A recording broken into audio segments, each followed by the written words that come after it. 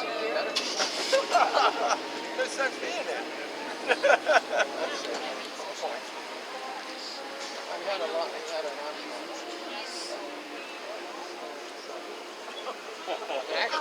Well, good evening everybody and welcome aboard the Island Star. This is the U.S. Coast Guard Inspector vessel with over your required to do a brief safety announcement.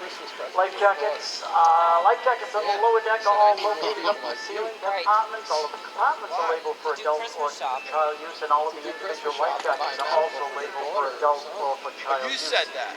On the upper deck, all of the life jackets are located inside the pilot house underneath the nav station, and they are all individually marked for adult or for child I think use. somebody else actually. We have automatic fire extinguishing system in the engine room. Portable fire extinguishers located throughout the probe of life range, and likely event of any problems. Currently, take direction from the crew. Today's crew is Sandy, who just popped in, and Ralph. Not in that order.